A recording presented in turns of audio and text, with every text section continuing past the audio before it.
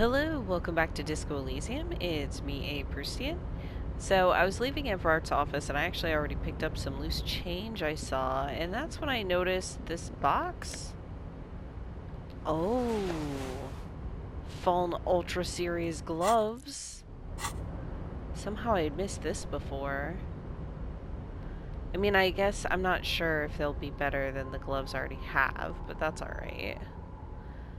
+1 half-light unfiltered contact. For ultimate performance efficiency, these Fallen Ultra gloves come fingerless with the grippy padding covering the palms, making these ideals for the quadrupedal movement, or for lifting cargo. That makes sense.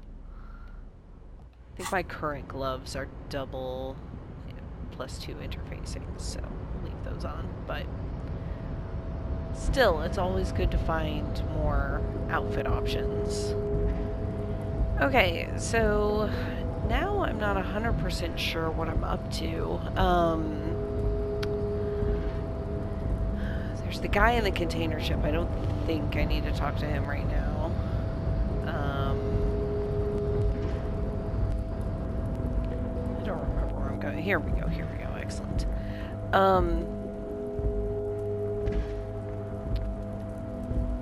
At 2200, I can go confront the woman who has my gun.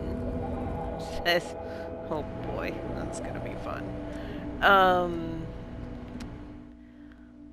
Oh, right, I can read out of my, policeman journal thing that I got out of the dumpster way back when, that I was like, how do I, that I, like, lost track of how to deal with it for a long time, and now I think I know where it is and how to deal with it. So let's just come stand maybe back in the middle of the square. And, yeah, okay. I think it's, was it an interact? Shoot, now I forget. I was like, oh, I know how to deal with this. Do I? Do I, though? Maybe it was tools. It was a tool. The Ledger of Failure and Hatred. That's right. It's the ledger you found in the trash. A cabbage of papers hanging from the board, with the permeables drawer inside. It's barely held together by a clip, then made complete by the faint smell of urinal cleaner. I guess better than the faint smell of urine. Okay, we will browse the case files again. Arson, petty theft, spousal abuse. Handwritten logs on dozens of investigations date back to January 51. Stamped case files, commit to paper. These are your last couple of months in Rejoining, Precinct 41, Jamrock Quarter. Okay, I think I've seen those. Close them, so much as distance yourself from the smelly papers. They're a little further from your nose now. Now let's read a case file. It takes about half an hour to piece one together, using the system you've devised. Which one do you want? The Next World mural. This one is relatively easy to reconstruct. Overnight on 1202, a graffito, nay, a mural, appears on an 8-story tenement overlooking central Jamrock. The building is a sparsely inhabited ghost tower, part of a failed real estate development called Grand Couronne. Cause of failure, rent too high. The mural is enormous. 2 silhouettes, a man and a woman, are kissing. The text cut into their form reads, "True love is possible, only in the next world. For new people, it is too late for us. Wreak havoc on the middle class." Interesting. People call it that thing and that fucking thing. It's visible for miles. In 2 days, the station's complaints desk gets clogged with requests to remove the bummer. You and your partner are assigned to the case. The graffito crew is easy to track down. Only the bell lectures have the literage of industrial paint to cover the surface. One of the graffito artists is rumored to be rich. They take responsibility for the execution, but not the design. The ideologue of the Next World mural, as the crew calls it, remains an unknown. Wait, do I ever find out who came up with it? The case files do not show you finding the author of the design. Read on. The crew agrees to clean up after themselves. However, your partner, JV, is against the removal, citing public support for conservation.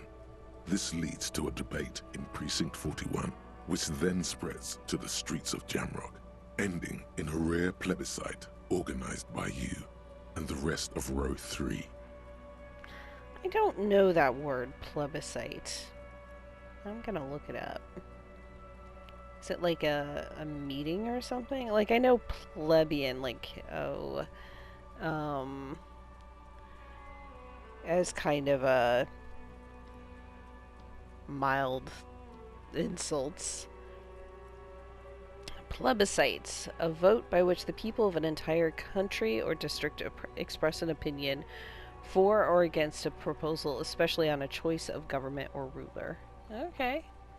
The 9,000 people subjected to the mural's message, all of Lakeside, Central Jamrock, and Villalobos, plus half of the eminent domain, participate in the vote. Although the case begins with what appears to be a lot of rambling on the streets as to how juvenile and stupid the mural is, given a choice between two options. Okay, so I can either remove the mural, it's wrong, or keep the mural, it's right. I mean, I feel like it's... See, true love is possible only in the next world. For new people, it is too late for us. I don't agree with that. I don't think that's right. So I'll say remove the mural, it's wrong. A staggering Even though in 78% general... of voters choose to keep it. Turns out the opposition were a loud minority. And that love truly is possible in the next world for new people. And it is too late for us. Yeah, even though in general, I am like all for keeping street art. So I'm not actually mad about this. I think, 78% choose to keep it. Good on them. That's great. So my options here...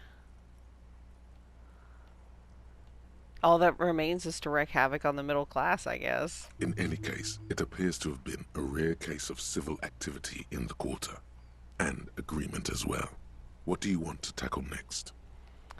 The unsolvable case. AKA Leslie and Burke. AKA the public indecency drunk and the property damage drunk is a cursed case. It has been passed from unsuspecting officer to unsuspecting officer for 10 years. On January 29, the unsolvable case made its way to you. Why you accepted it, it is unclear. Every officer, and indeed most civilians in Jamrock, know it's unsolvable. Leslie and Burke, the public indecency drunk and the property damage drunk. Leslie will always take his pants off when he's drunk. Burke will always trash everything. It's just what they do. It is their nature. You cannot change the nature of a man, and you can't lock them away because public indecency and small-scale property damage are not punishable by incarceration. Yeah, as they shouldn't be. The only way for Leslie to stop flashing his genitals to bypassers and for Burke to stop dismantling signage and rear-view mirrors would be for them to stop drinking alcohol, which, in their 40s or 50s, it's hard to tell because of their distorted features, is a medical improbability on par with you ceasing to produce the expression. Speaking of, I should check the mirror again sometime. I mean, I don't love the idea of people flashing their junk at people, but like, I don't know, I'm anti-incarceration. So let's proceed. Threatening, fines, dragging them to the station, locking them up in the hellholes they live in, locking them up in the station, hypnotherapy, even trying to get the local gang of Zemyaki to take them out.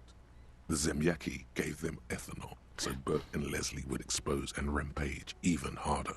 You tried it all, and still the complaints wouldn't stop, as they hadn't stopped for 10 years. It's plain to see from the files that you, Satellite Officer JV, and Special Consultant TH had more important cases to attend to. you uncover cross-reference to several ongoing investigations, each brought to a standstill every time you drive down Main Street. Because there they are, on the corner of Perdition. And what is Leslie doing? Public indecency. Good, you're learning. If the files are to be trusted, that's all there is to it. That and Burke breaking things, and the fact that they're both drunk. But then again, so are you. The case becomes considerably less comic one day when Burke takes a swing at your ledger. He must have it confused with the property he likes to damage. But the joke's on him. The officer is also drunk. Way more drunk than Burke there. And let's be fair, you also have party eyes. You slam the hardened plastic board in his face, then proceed to beat him unconscious with it. Oh dear. In the process, the ledger sustains damage. The compartment within, reserved for permeable documents, is jammed shut. You stop your assault on the now unconscious Burke to open it, but are unable to do so. The officer began to cry, reports Leslie, who, at this point, is tending to Burke. He came at us, and at us. I think he was trying to kill Burko. While trying to kill Burko, you slowly come around. The permeables compartment is open. You've smashed it open on poor Burko's kneecaps. The good news is, Burke can't walk anymore. I mean, I understand that Harry is drunk here, but like, my god, dude. You can't just assault people. Can't get out of his apartment, an invalid. With Burke to tend to, Leslie cuts back on the indecent exposure. Maybe he flashes his genitals to Burke, who knows, but both drunks are off the street. The complaints stop. The unsolvable case is solved. I guess? Kinda horribly. Which is also why the officer responsible narrowly escapes a disciplinary hearing. The end. Do you want to read another one? Gosh, now it is almost 2200. Not much has changed in the meanwhile. A bunch of sodden paper. Can I Without slide resistance this open? or sound, the two panels move against each other. The compartment is now open. Inside, you see two tickets. Okay, so It's I have already. slightly, ever so slightly, difficult. Okay. Now I just need to spend 4 minutes talking to someone, which I think is fine. I do the half-hour thing, but I don't want to lose all the time. Like, I'm ideally gonna handle the pigs and go talk to the communists tonight. But if I don't manage to talk to the communists, it'll be alright. But I'm gonna try and endeavor to do both. So let's travel to the fisherman shacks and maybe talk to somebody for just a few minutes. Like, hello, can I pass a couple minutes with you? The old woman still sits in her chair, continuing with her chores. As she does so, she quietly hums to herself. The buzz of electric lights blends together with the slow rumble of the ocean waves at night. There's a gap where the name of that song should be. You should ask her about it right now. Interesting. You're still up? Yes, I can't really sleep anymore. Only a few hours a night. It happens when you grow older. She slushes the water in the bucket around for a bit. My suggestion is, don't. Don't grow any older than you already are. That's old enough. What's troubling your mind? She smiles. What's the song you're A humming? lullaby my mother used to sing. I sang it to my kids too. It's an old Samaran children's song. What's it called? Surrender to the night. She replies, slowly rocking back and forth. That's kind of grim for a children's song, even if it is a lullaby. True. But we'll be nice. Sounds nice. Yes, it does. Okay. Perfect. Thank you, washerwoman, and your humming song. You've brought me exactly to 2200. Okay. Wait, what? Is this a thing? Because I can go in the door that's separate. The door's closed for today. Time for the kids to sleep. Okay, that makes sense. Okay, so I'll be going to the boardwalk. I think through here. I'm gonna save.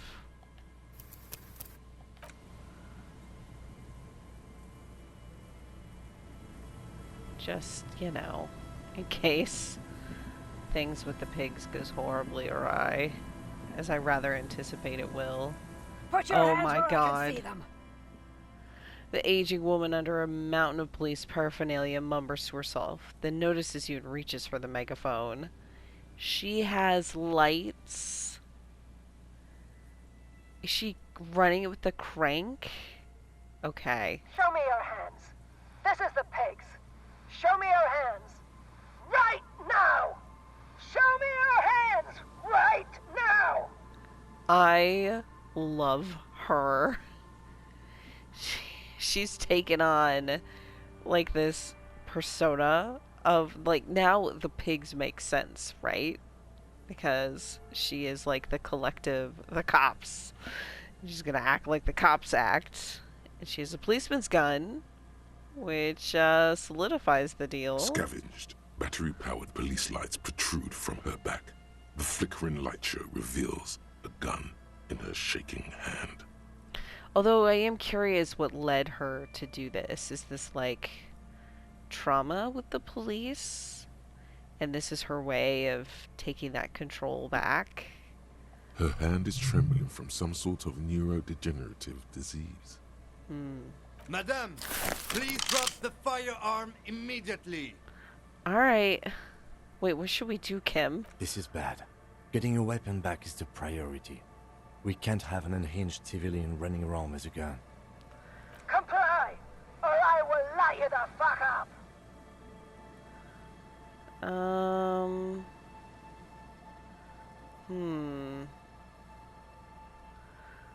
gonna raise my hands. The man appears to be pulling out an object from his pocket. Fear under threat! Fear under threat! Her eyes fill with terror. Superseding event. Split-second decision. Get on the ground! Get on the goddamn ground! This is too real. Man, we just want to talk to you. Subject yourself to a full body cavity search. Prohibited materials concealed in nostrils, ears, mouth, navel, urethra, foreskin, vagina, and rectum. Be careful, detective. Don't do anything that might set her off. I mean, the thing is, as she is embodying, like, American cops as a thing, anything can set them off in the right circumstances. You'll have to go for the gun sooner or later. Perhaps you can learn crucial facts before you do. Yeah. Okay. Please identify yourself, ma'am. It's a goddamn police shitbag. Hug the pavement. You're under arrest. She yells into the megaphone. As she waves her hands, you notice familiar-looking ampoules and packets sticking out of the mountain of police gear on her back. Medicine or drugs? Okay, are you on drugs? Confiscated contraband. Restricted access. 2 kilos missing. Eyewitness report compromised.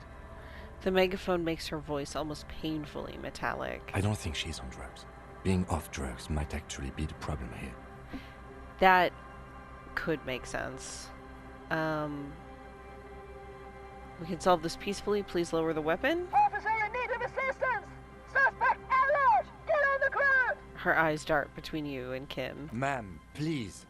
We want to help you, but you need to lower that weapon. Let's just talk, alright? Disturbance reported. Authorized deadly force. Sector, take the shot. Big red key. Big red key. Her head snaps at you. Big red key? That's code for the battering ram. Cop talk. You know this. Huh. Okay, you're not the police, we are the police. Back up. Back up. Back up. Status unconfirmed. Yeah, she lowers the megaphone halfway, but immediately raises it back up and screams.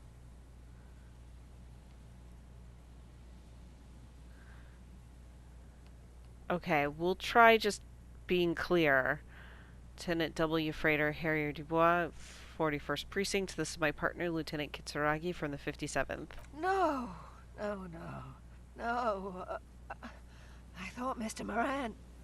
Gareth. Aggravated assault! Man down! Officers in pursuit! Suddenly she raises the megaphone and screams. There's a scenario unfolding in her head right now. It has nothing to do with what's happening here. What's the situation, officer? The lieutenant hesitates, addressing the woman. Law enforcement compromised! Impersonating a police officer! She screams in the megaphone. Red and blue lights illuminate the spit flying everywhere. Does she not believe you two are actually police officers?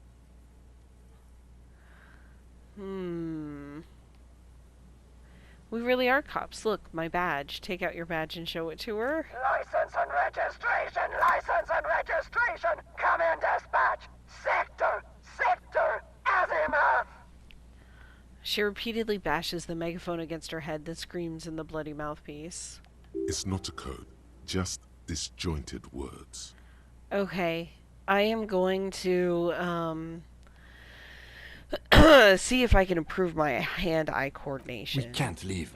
A delirious civilian is pointing firearm at us. Your firearm. Shit. You need to solve this. Okay, oh, wait. Wait, no, but I can't change clothes while I'm in a dialogue. Right? I guess I could level up my hand-eye coordination. You know what? I will. I have 3 skill points. Okay. It's a little bit better now. Here we go.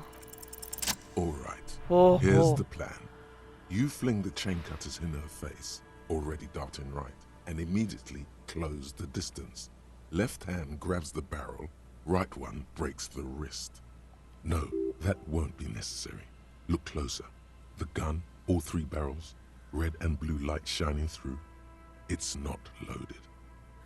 Whisper, Kim, I'm almost certain there are no bullets in that gun. Huh? My God, I think you're right. The lieutenant studies the swaying firearm.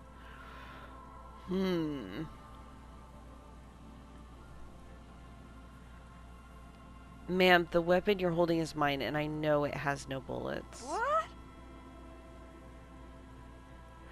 The woman looks at the weapon in disbelief, her eyes suddenly reddish with tears. She looks straight down the barrel and squeezes the trigger. Wait! My God! What if you're wrong? There could be— oh my God. This isn't police issue. Police weapons have bullets. This isn't real. What is this?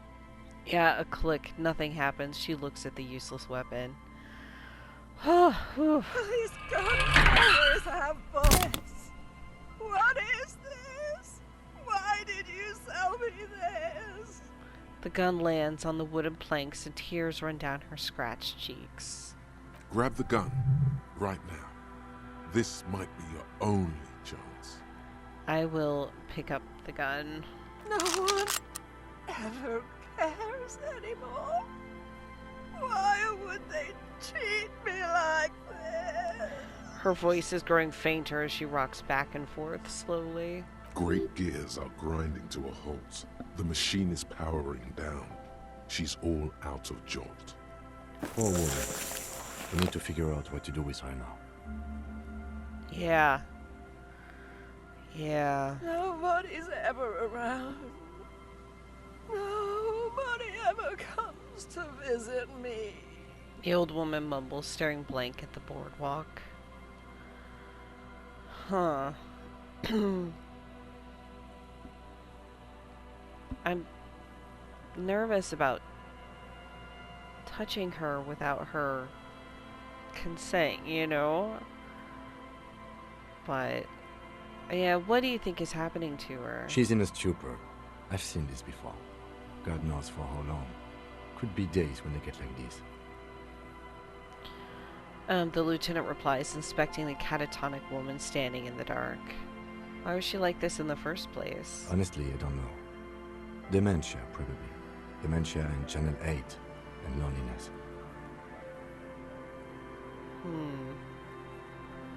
Neurodegenerative disease. Could be. Her hands were trembling and she did seem uncoordinated. But what are we gonna do with her? I'm very sorry for how this is how life turned out for you. Gently touch her shoulder. Her scratched skin is warm to the touch, but the person inside doesn't even know you're there. No, we shouldn't just arrest her, but okay. Should we just arrest her? I don't think there's any need for that. In her current state, and without a gun, she isn't really a threat to anyone. We could let Titus know. This is a perfect problem for the local peacekeepers to handle. They might even know her family. That is a really good idea. Yeah, sounds like the man for the job. Then we can ask him once we get back to the whirling. But we have to hurry, because it's late, and they might have already gone home. It's true. But I think we're done here for now. Let's head out. This is done. Please, leave the radio on. As you turn to leave, the faintest of voices comes from the woman. It seems like a reflex, a half-remembered sentence. Reflex to what? Being left alone? She stands motionless, just a heap of clothes and flashes now. Maybe if you search her once more. Interesting. The woman stands slumped. She looks catatonic under her mountain of RCM paraphernalia. Is one of those things a police cap? There were narcotics in there too. You're thinking of taking them? Do. Pick up the RCM cap. She doesn't even flinch as you reach out and disentangle the familiar-looking lieutenant's cap from her mountain of RCM paraphernalia. Oh, is that yours? I think so. The lieutenant nods. Okay, I'm gonna take the narcotics. I remember the beginning of the game, I was like, I don't know, drugs, and now I'm like, oh man, I need those buffs. I need those You buffs. take the vial of Pyrrolidon and the bottle of speed as evidence, obviously. Obviously. She didn't consume them. She didn't look high. She confiscated them. A little like you are doing now. A little. You might not want to take those. You seem to have a slight problem. Oh, interesting. I could give them to Kim. Huh. Okay. Oh, I like having the drugs, but I want to explore what happens with Kim more. So fine, you take them then. Thank you. I'm doing this to help you. We need to focus on the case. Interesting. I'm not gonna shake her shoulder. That seems weird.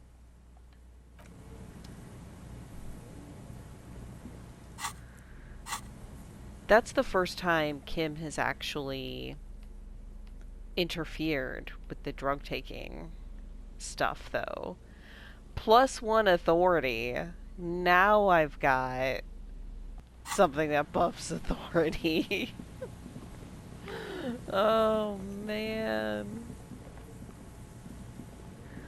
Could have used that. Alright, well, I do need to go talk to the communist, but we'll go check in with them first and see if they're even still in the whirling in rags.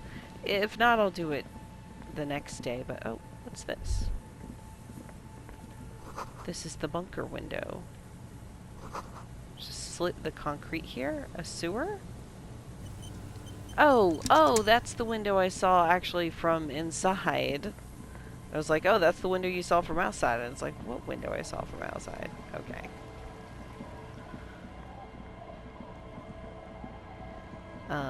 Yeah, so let's go back to the whirling in rags. Which I should be able to do from here.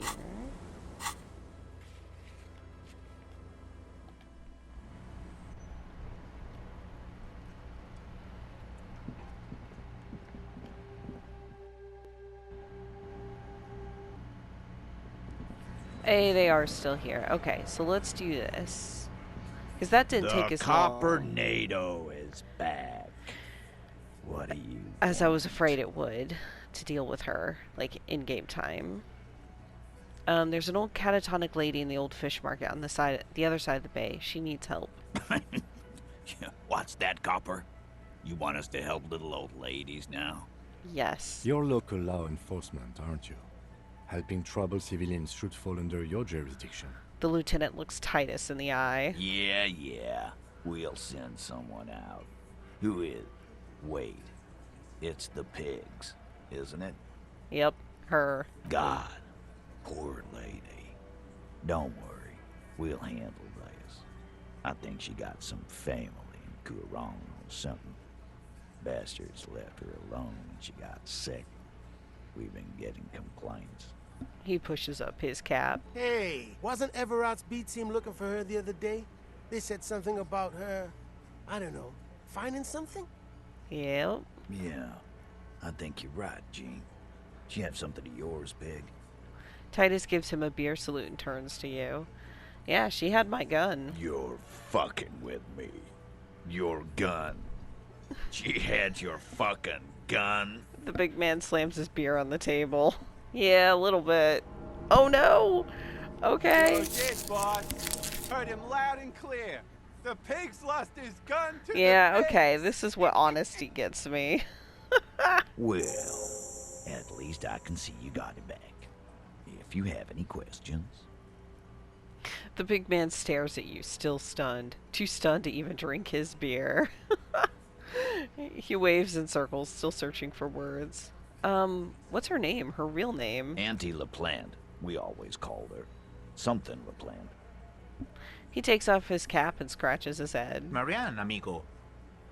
He says, pouring himself another drink. Oh my god.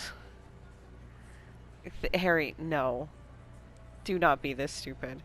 Marianne LaPlante. Anything else you wanted to know? Who was she? Was, like before, just an old lady. Her kids moved away years ago. Never come to visit. Never took her calls. She gets out every now and then. She did right by lots of us when we were kids. Always was a little off, but still. He swirls his beer. Us kids? That must have been ages ago. She was better then. How did she get like this? Wanted to be a cop, you mean? Well, shit. I don't actually know. Anyone know why she started acting like a pig? He furrows his brow in thought. No fucking clue. It's gotta be the crazy. Who'd want to be a pig? The tattooed man shouts.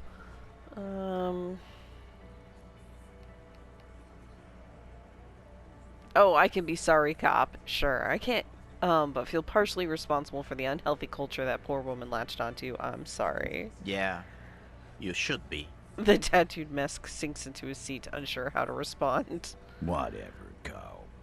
Don't worry about it. We'll take care of our own. Where'd she get all her cop gear? Dunno. She lives by the water. Shit washes up all the time on the beach. Police paraphernalia doesn't just wash up on the coast, people. It's not like we dump it at night. She bought it, collected it. Yeah. Thanks for helping out with this one, Titus. No problem, old cop man. We take care of our mentally ill here in Martinez. Ain't that right, boys? Sure enough, we're the real heroes on these streets. Alright, I'll leave her to you guys.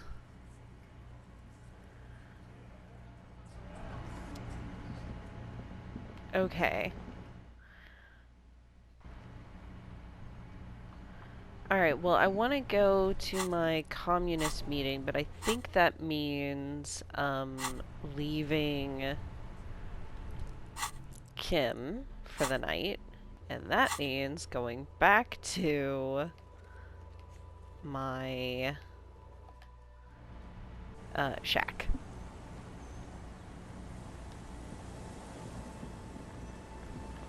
It's getting late and it's snowing.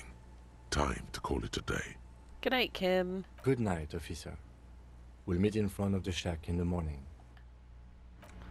Sounds good. Although, barring anything else, I'm now heading back out. Okay, so back to Martinez.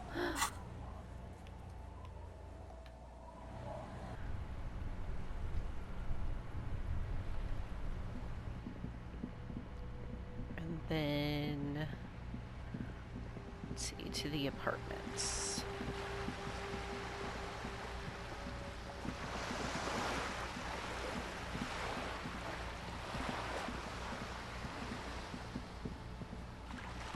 They do a good job of making the city, making it feel like it is nighttime in the city. Oh, I'm trying to remember where. Oh yeah, I think I have to go in and then back out and then back in again. Up here?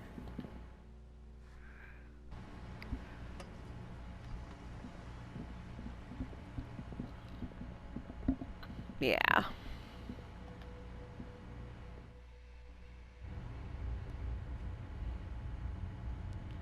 Okay, let's actually save real quick.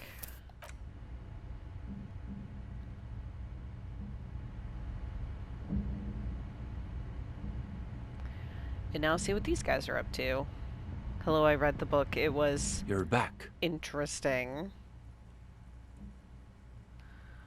I guess I haven't said this. I'm guessing these pots of gosh belong to Cindy. Yeah, it's hers. She just sort of moved it all in a few months ago. She said if she's going to make truly radical art, she needs a suitably radical workspace. And I don't think she could afford rent at an actual studio. Do you like her art? Oh, sure. It's definitely interesting, I would say. Interesting? Isn't that just binoclard for I don't have a real opinion? Wait, I thought interesting was what people said when they don't have anything real to add. His companion's eyes widen with interest. He has a cold smile. If this is what the Union man meant by theory combat, you've just scored a decisive blow. Come on. It's not that I don't have anything to say about Cindy's art. It's more that I'm still working out the details. It's a complex question. You've got to take your time with it. That's a pretty good response. I guess you could call her latest stuff a sort of counter-bourgeoisie calligraphy. She's got a real taste for radical slogans. It's too bad she hasn't developed the theoretical foundation to do truly radical work. I think she'll get there, though. She's still looking for a subject equal to her ambitions. Now I'm wondering, what's the deal with this place? The deal?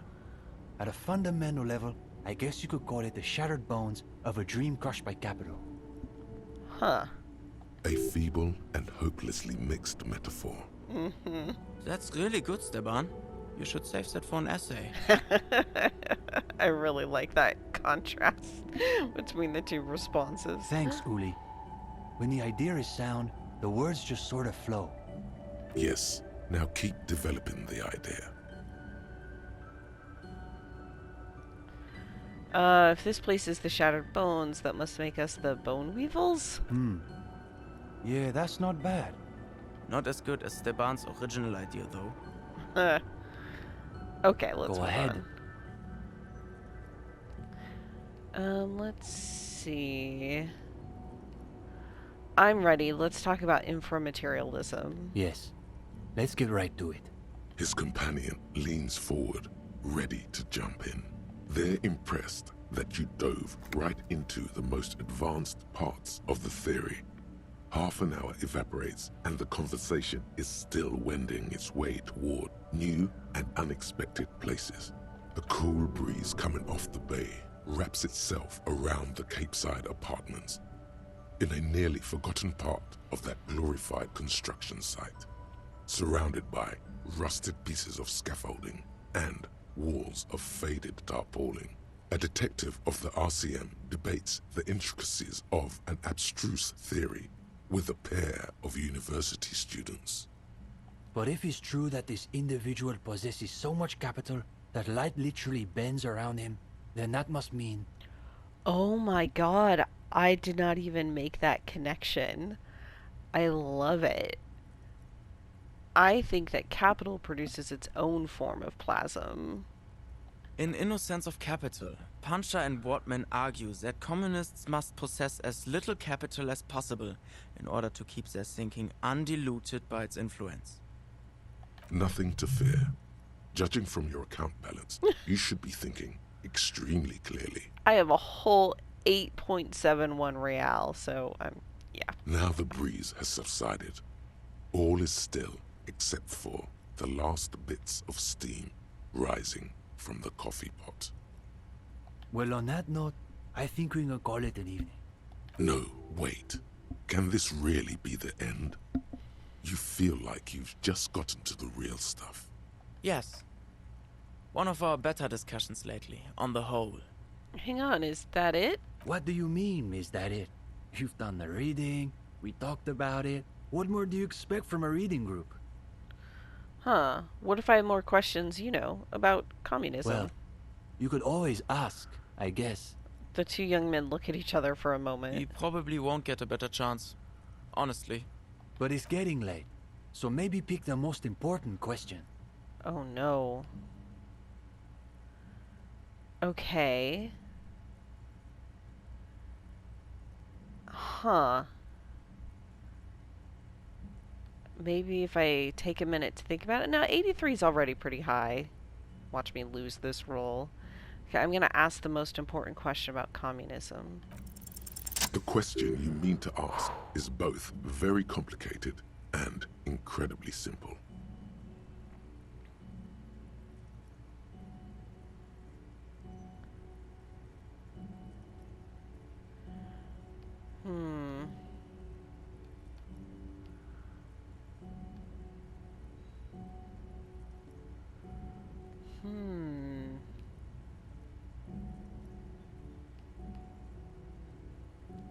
If communism keeps failing every time we try it. The young man waits patiently for you to finish.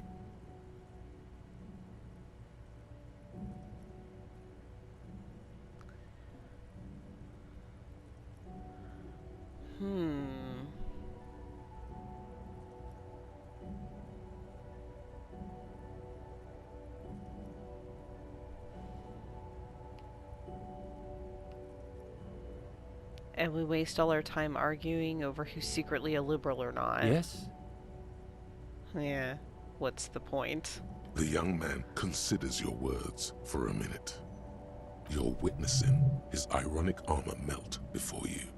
This is his true self you're seeing now. There's something going on in there. Damn. But his innermost sanctum is still beyond your reach. The theorist Puncher and Watman, not inframaterialists, but theorists nonetheless, say that communism is a secular version of Pericanasian theology, that it replaces faith in the divine with faith in humanity's future. I have to say, I've never entirely understood what they mean, but I think maybe the answer is in there, somewhere. Wait, you're saying communism is some kind of religion? Only in this very specific sense. Communism doesn't dangle any promises of eternal bliss or reward. The only promise it offers is that the future can be better than the past, if we're willing to work and fight and die for it. This is really interesting, I think, especially in light of the Pale. Like, what if you don't believe there is a future? Actually feels like a legitimate thing here, because eventually there won't be. Although I don't have any sense of the time scale. And I don't know, I mean, that's also true for us humans on Earth. You know, eventually our sun is going to run out of juice and expand and consume the Earth, and there's a finite lifetime to our solar system with the Earth as a habitable planet.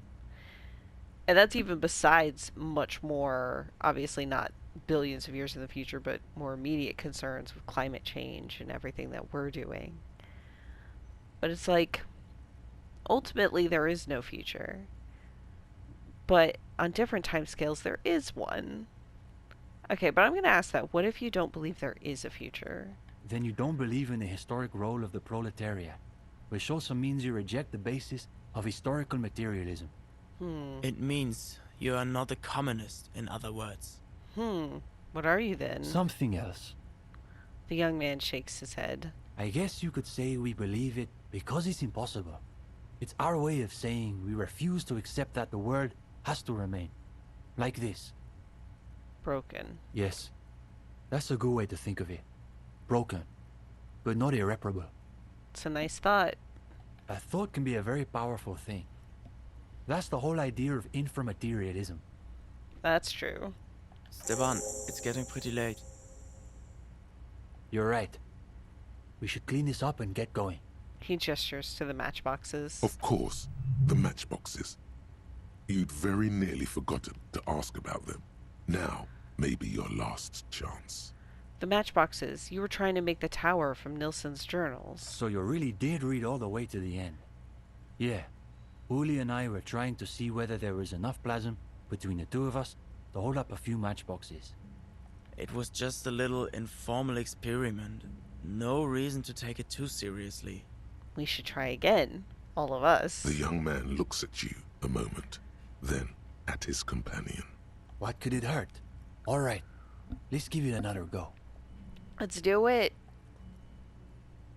Communist telekinesis. Let's go. Before long, a modest tower begins to rise from the pile of matchboxes. You place every box with the utmost delicacy and precision. Easy, Uli. It's holding. It's holding. For the moment. The higher the tower goes, the quieter the room seems to become.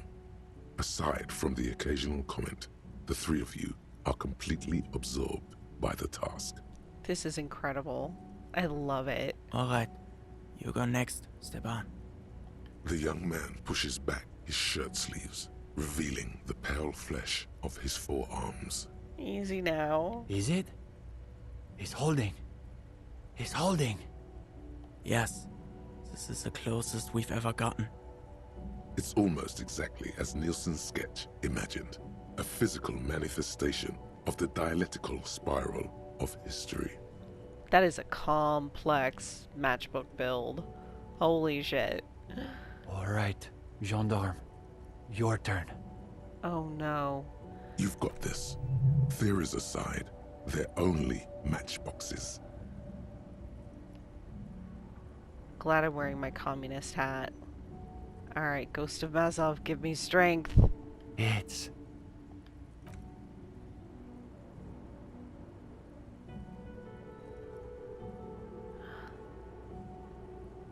No.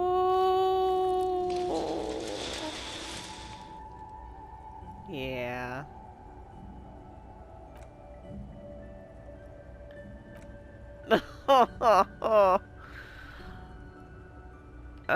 Fuck. For a second there, I thought we had it. Just goes to show how constrained we are under the limits of the prevailing regime. Undoubtedly. Alternatively, it could be that our own ideological fervor is still insufficient. Harder to believe, but still possible. Either way, that's enough parlor games for one night. Thanks for humoring us. Oh. We should probably clean up. There wasn't a check there, so I have a feeling that's just what happens. But you gotta go for it. You gotta go for it. Yes, it's probably time for you to take your leave as well. Alright, I guess I'm off. Wait a minute, if you don't mind. Oh. We wanted to get your opinion on something. A few little changes we've been thinking about. Okay, what kind of changes? Nothing too major, I think. We were talking potentially about relaxing some parts of our admissions process. Maybe we should ditch the passphrase and meet in a coffee house. It would help if you didn't make people go through a whole interview just to join. That's interesting. I thought people loved group interviews. No. I thought so too, but perhaps we overdid it, just a little. There was another thing. We were also debating putting up some posters around town. It's a good idea. Though some of us maintain that advertising is an unacceptably bourgeois tactic. That's what makes it so beautiful. The irony is unbeatable. As a noted art cop, you definitely have an opinion on this. It does sound like something Cindy could help with, but I'm gonna say, think of it this way, you're appropriating bourgeoisie methods for revolutionary ends. Oh, I like that. We're dismantling the structures of capital with their own tools. I mean, it's a lot more grandiose than it actually is what you're doing. It does sound pretty cool when you describe it like that. Plus, I've got the perfect place in mind. Put some more coffee on, Uli. We've got a long night ahead of us. We should probably get Cindy in here too. Absolutely. Oh, and Gendarme. One last thing. About that question you asked earlier. It reminded me of a certain poem that you might appreciate.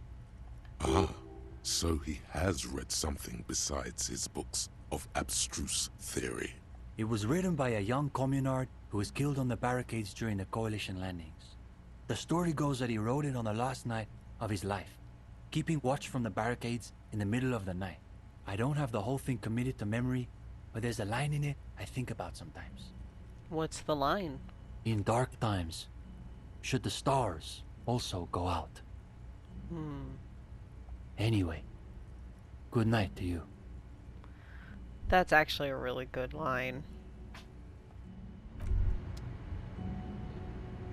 I can't believe so much has left these matchboxes here. And I Date of finished birth my thought. generator. You were born in the year 07, in the last year of the commune of Revachol, right before it fell, in the old military hospital on the ground floor, where people usually came to die during a snowstorm. The revolution had about 1 year left to go, and the fires were still burning bright. There were explosions in the blizzard. This was 44 years ago. You are 44 years old.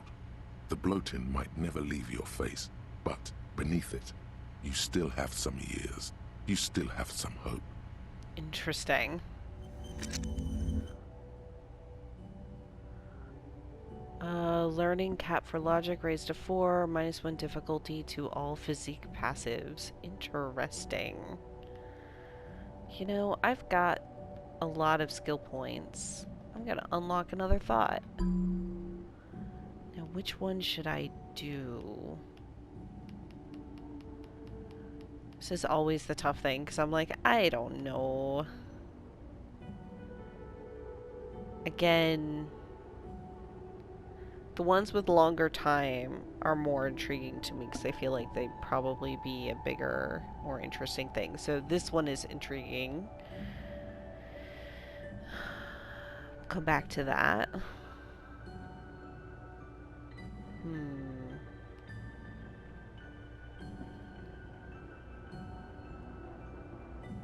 That one's intriguing. That one was from my genes. That one's 8 hours. Secret handshake. This is a question of... That one is also intriguing, I think. Man, I just don't know. Is that 20 hours? Wow. Okay. -2 physical instrument. But we'll go for it. I am intrigued. The wasteland of reality. Alright. Okay, well, I think that's about all the time I have for today, but a lot of interesting stuff. And next time I'll send Harry to sleep and see what the next day brings. Alright, catch you later. Bye.